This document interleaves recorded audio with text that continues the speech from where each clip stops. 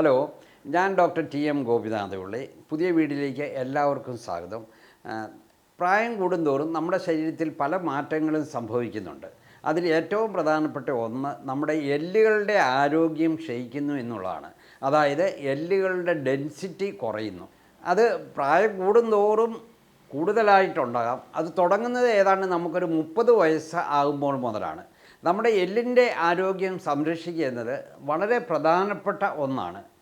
അതായത് നമ്മുടെ എല്ലിൻ്റെ ആരോഗ്യം പ്രായം കൊണ്ടും മറ്റു പല പ്രശ്നങ്ങൾ കൊണ്ടും കുറയാതെ അതിനെ പരിപോഷിപ്പിക്കേണ്ടത് വളരെയധികം അത്യാവശ്യമായിട്ടുള്ളൊരു കാര്യമാണ്.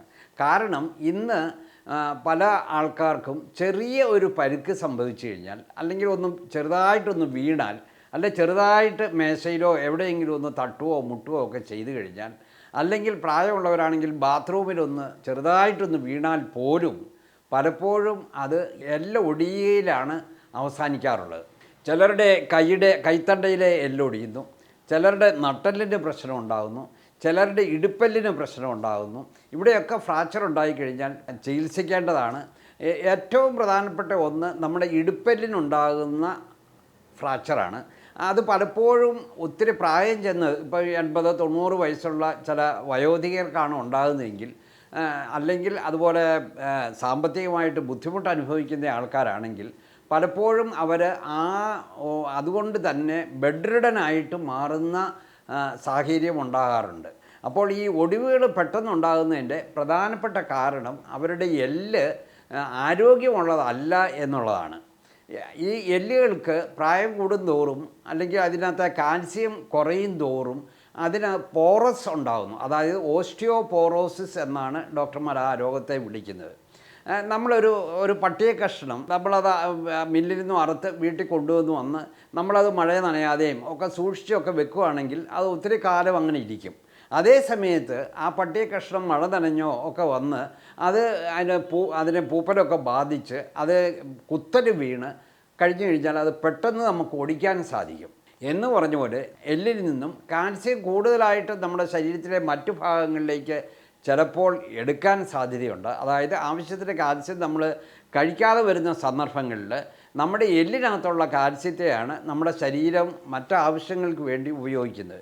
അപ്പോൾ എല്ലിൽ നിന്ന് കാൽസ്യം കൂടുതലായിട്ട് ബ്ലഡിലേക്ക് തിരിച്ചു പോകുന്നത് കൊണ്ട് ആ എല്ലുകൾ പോറസ് ആകുന്നു, അല്ലെങ്കിൽ കുത്ത് പോലെയുള്ള സുഷിരങ്ങളുണ്ടാകുന്നു. അങ്ങനെയുള്ള എല്ല് പെട്ടെന്ന് ഒടിയുവാനുള്ള സാധ്യതയുണ്ട്. അതിനെ ഓസ്റ്റിയോപോറോസിസ് എന്നാണ് വിളിക്കുന്നത്.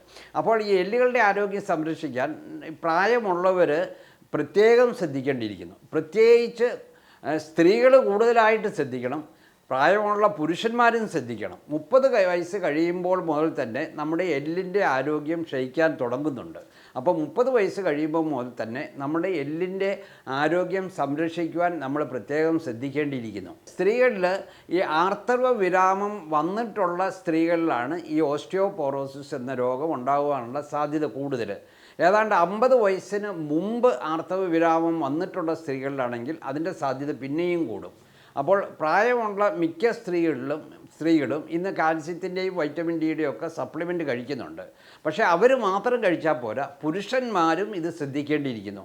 പുരുഷന്മാരും അവരുടെ എല്ലിൻ്റെ ആരോഗ്യത്തിൽ കൂടുതൽ ശ്രദ്ധിക്കേണ്ട ഒരു സ്ഥിതിവിശേഷമാണ് ഇന്നുള്ളത്. അപ്പോൾ ഇതെങ്ങനെ നമുക്ക് കണ്ടെത്താം, നമ്മുടെ എല്ലിൻ്റെ ആരോഗ്യം അല്ലെങ്കിൽ എങ്ങനെ കണ്ടെത്താം, അത് വളരെ പ്രധാനപ്പെട്ട ഒന്നാണ്. വളരെ ചെറിയ ഒരു പരിശോധനയുടെ, അതായത് ഡെക്സാ സ്കാൻ എന്ന് പറയുന്ന ഒരു ചെറിയ എക്സ്റേ പരിശോധനയിലൂടെ നമുക്ക് നമ്മുടെ എല്ലിൻ്റെ ആരോഗ്യം അല്ലെങ്കിൽ എല്ലിൻ്റെ സാന്ദ്രത, ഡെൻസിറ്റി വിലയിരുത്തുവാൻ കഴിയും. അത് ചെറിയ എക്സ്റേ ഉപയോഗിക്കുന്ന ഒരു ഉപകരണമാണ്.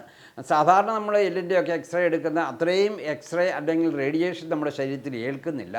വളരെ പെട്ടെന്ന് ചെയ്യാവുന്ന ഒന്നാണ്. മറ്റു യാതൊരു പ്രശ്നങ്ങളും ഒന്നും ഉണ്ടാകാത്ത, സൈഡ് എഫക്റ്റ് ഉണ്ടാകാത്ത ഒരു പരിശോധനയാണിത്. ഡെക്സാ സ്കാൻ അല്ലെങ്കിൽ ബോൺ സ്കാൻ എന്നൊക്കെ വേണമെങ്കിൽ നമുക്ക് വിളിക്കാം. അതായത് ബോണിൻ്റെ മിനറൽ ഡെൻസിറ്റി നോക്കുന്ന പരിശോധനയാണത്. അപ്പോൾ അത് പരിശോധിക്കുമ്പോൾ അതിൻ്റെ ടി സ്കോർ അനുസരിച്ചാണ് നമ്മളതിനെ വിലയിരുത്തുന്നത്.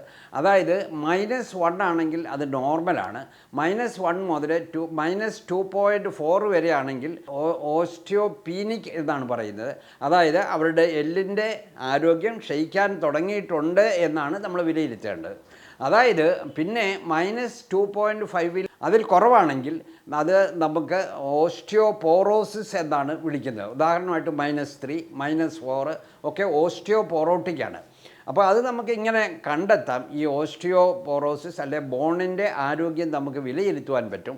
അപ്പോൾ നമ്മുടെ ഈ ബോൺ ഡെൻസിറ്റി എങ്ങനെ നമുക്ക് കീപ്പപ്പ് ചെയ്യാൻ പറ്റും, അല്ലെ ഇമ്പ്രൂവ് ചെയ്യാൻ പറ്റും, അല്ലെങ്കിൽ ഓസ്റ്റിയോപോറോസിസ് എന്നുള്ള രോഗാവസ്ഥയെ നമുക്ക് എങ്ങനെ തടയാൻ പറ്റും, അത് വളരെ നമ്മളെല്ലാവരും അറിഞ്ഞിരിക്കണം. അതിനുവേണ്ടി ചില കാര്യങ്ങൾ നമ്മൾ ചെയ്തിരിക്കുകയും ചെയ്യണം. ഏറ്റവും പ്രധാനപ്പെട്ടത് നമ്മൾ ഭക്ഷണ കാര്യത്തിൽ ശ്രദ്ധിക്കണം എന്നുള്ളതാണ്. ഈ ബോണിൻ്റെ ആരോഗ്യത്തിന് പ്രോട്ടീൻ ആവശ്യമാണ്, കാൽസ്യം ആവശ്യമാണ്, അതുപോലെ തന്നെ വൈറ്റമിൻ ഡി ആവശ്യമാണ്. അപ്പോൾ നമ്മൾ കഴിക്കുമ്പോൾ പ്രോട്ടീൻ കൂടുതലുള്ള ഭക്ഷണങ്ങൾ കഴിക്കാൻ താല്പര്യം കാട്ടണം. കാൽസ്യത്തിൻ്റെ ആഗിരണം അല്ലെ കാൽസ്യം കൂടുതലുള്ള ഭക്ഷണ സാധനങ്ങൾ നമ്മൾ കഴിക്കണം. വൈറ്റമിൻ ഡി കൂടുതലുള്ള ഭക്ഷണ സാധനങ്ങൾ കഴിക്കണം. പ്രോട്ടീൻ നമുക്ക് എല്ലാവർക്കും അറിയാം. മീറ്റിനകത്ത് പ്രോട്ടീനുണ്ട്, ചിക്കനകത്തും അതുപോലെ തന്നെ ബീഫ്, മട്ടൺ, അതിനകത്തൊക്കെ പ്രോട്ടീൻ ധാരാളമുണ്ട്. ഇനി വെജിറ്റബിൾസ് കഴിക്കുന്നവരാണെങ്കിൽ നമുക്ക് ബീൻസിനകത്തുണ്ട്, അച്ചിങ്ങാപ്പയറിനകത്തുണ്ട്, ചെറുപയറിനകത്തുണ്ട്, വൻപയറിനകത്തുണ്ട്, കടലയ്ക്കകത്തുണ്ട്, ഉഴുന്നിനകത്തൊക്കെ ഉണ്ട്.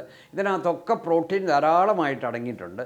അങ്ങനെ പ്രോട്ടീൻ ധാരാളമുള്ള ഭക്ഷണ സാധനങ്ങൾ നമ്മൾ ഉപയോഗിക്കുക. കാൽസ്യത്തിൻ്റെ കാര്യം പറയുകയാണെങ്കിൽ നമുക്കറിയാം, മുട്ടയ്ക്കകത്ത് കാൽസ്യം ധാരാളമുണ്ട്, പാലിനകത്തുണ്ട്. ഇങ്ങനെയുള്ള പല ഭക്ഷണ സാധനങ്ങളും കാൽസ്യം ധാരാളമായിട്ട് അടങ്ങിയിട്ടുണ്ട്. അപ്പോൾ കാൽസ്യം കൂടുതലുള്ളത് കഴിക്കുക. വൈറ്റമിൻ ഡി കൂടുതലടങ്ങിയ ചില ഭക്ഷണ സാധനങ്ങളൊക്കെ ഉണ്ട്. അത് മഷ്റൂമിനകത്തുണ്ട്, അതുപോലെ തന്നെ മുട്ടയ്ക്കകത്തുണ്ട്, പാലിനകത്തുണ്ട്. ഇതിനകത്തൊക്കെ വൈറ്റമിൻ ഡി കൂടുതലായിട്ടുണ്ട്. പിന്നെ നമുക്ക് സൂര്യപ്രകാശത്തിൽ നിന്നും കൂടുതലായിട്ട് വൈറ്റമിൻ ഡി നമ്മുടെ ശരീരത്തിൽ ലഭിക്കും. അപ്പോൾ ഇങ്ങനെയുള്ള കാര്യങ്ങളിൽ നമ്മൾ ശ്രദ്ധിക്കുകയാണെങ്കിൽ ഒരു പരിധിവരെ നമ്മുടെ ശരീരത്തിൽ പ്രോട്ടീൻ്റെ അളവ് കുറയാതിരിക്കും, കാൽസ്യത്തിൻ്റെ അളവ് കുറയാതിരിക്കും, വൈറ്റമിൻ ഡിയുടെ അളവ് കുറയാതിരിക്കും. ഈ കാൽസ്യം കൂടുതലായിട്ട് നമ്മുടെ ശരീരത്തിൽ അബ്സോർബ് ചെയ്യണമെങ്കിൽ വൈറ്റമിൻ ഡി കൂടിയേ കഴിയൂ. ഇന്ന് നമ്മൾ മിക്ക ആൾക്കാർക്കും ഈ വൈറ്റമിൻ ഡി പരിശോധിക്കുകയാണെങ്കിൽ വളരെ കുറവാണ്. ഏതാണ്ട് 90% ആൾക്കാർക്കും വൈറ്റമിൻ ഡിയുടെ അപര്യാപ്തത അല്ലെ കുറവുണ്ട് എന്നാണ് പഠനങ്ങൾ സൂചിപ്പിക്കുന്നത്. അത് നമ്മുടെ സൂര്യപ്രകാശം നമ്മുടെ ശരീരത്തിൽ ഏൽക്കുന്നില്ല, വൈറ്റമിൻ ഡി കൂടുതലുള്ള ഭക്ഷണ സാധനങ്ങൾ നമ്മൾ കഴിക്കുന്നില്ല, വൈറ്റമിൻ ഡി കൂടുതലായിട്ടുള്ള ഭക്ഷണ സാധനങ്ങൾ തുലവും കുറവാണ്. അപ്പോൾ നമ്മുടെ സൂര്യപ്രകാശമാണ് നമ്മുടെ ശരീരത്തിൽ വൈറ്റമിൻ ഡി ഉണ്ടാകുന്നതിൻ്റെ പ്രധാനപ്പെട്ട സോഴ്സ്. പക്ഷേ ആരും ശരീരത്തിൽ സൂര്യപ്രകാശം ഏൽപ്പിക്കുന്നില്ല. അപ്പോൾ അങ്ങനെ വൈറ്റമിൻ ഡിയുടെ കുറവ് ഇന്ന് ധാരാളമായിട്ടുണ്ട്. വൈറ്റമിൻ ഡിയുടെ കുറവ് പരിഹരിക്കണമെങ്കിൽ നമ്മൾ വൈറ്റമിൻ ഡിയുടെ സപ്ലിമെൻ്റ് ഇന്ന് കഴിക്കണം. അപ്പോൾ ആ വൈറ്റമിൻ ഡി സപ്ലിമെൻ്റ് എങ്ങനെ കഴിക്കണം, എപ്പോൾ കഴിക്കണം, എന്തെല്ലാം കാര്യങ്ങൾ ശ്രദ്ധിക്കണം തുടങ്ങിയതിനെപ്പറ്റിയൊക്കെയുള്ള വീഡിയോ എൻ്റെ ചാനലിലുണ്ട്. അത് കണ്ടിട്ടില്ലാത്തവർ തീർച്ചയായിട്ടും അത് കാണുക. പിന്നെ നമുക്ക് ഈ എല്ലിൻ്റെ സാന്ദ്രത അല്ലെ ബോണിൻ്റെ ആരോഗ്യം വർദ്ധിപ്പിക്കണമെങ്കിൽ നമ്മൾ ഏറ്റവും കൂടുതലായിട്ട് ചെയ്യേണ്ടത് നമ്മൾ വ്യായാമത്തിൽ ശ്രദ്ധിക്കണം. എല്ലാ ദിവസവും ഏറ്റവും കുറഞ്ഞ 1 മണിക്കൂറെങ്കിലും നമ്മൾ വ്യായാമം ചെയ്യണം. അത് എയറോബിക് വ്യായാമങ്ങളായ ബ്രിസ്ക് വാക്കിംഗ് ആകാം, സൈക്ലിംഗ് ആകാം, സ്റ്റെപ്പ് കയറുന്നത് നല്ല വ്യായാമമാണ്. അതുപോലെ തന്നെ ചെറുതായിട്ട് ഓടുന്നത് നല്ല വ്യായാമമാണ്. പിന്നെ ട്രെഡ്മില്ലിൽ കയറുന്നുണ്ട്, അങ്ങനെയുള്ള വ്യായാമങ്ങൾ ചെയ്യുക. പിന്നെ നമുക്ക് റെസിസ്റ്റൻസ് എക്സർസൈസ് 1-2 ദിവസമെങ്കിലും നമ്മൾ ചെയ്യുന്നത് നല്ലതാണ്. അതായത് ഡമ്പൽ ഉപയോഗിച്ചുള്ള വ്യായാമം, അതുപോലെ തന്നെ പുഷപ്പ്, ഇങ്ങനെയുള്ള റെസിസ്റ്റൻസ് എക്സർസൈസ് ചെയ്യുമ്പോഴും നമ്മുടെ മസിൽ മാസ് കൂടും, നമ്മുടെ ബോണിൻ്റെ ആരോഗ്യം വർദ്ധിപ്പിക്കും.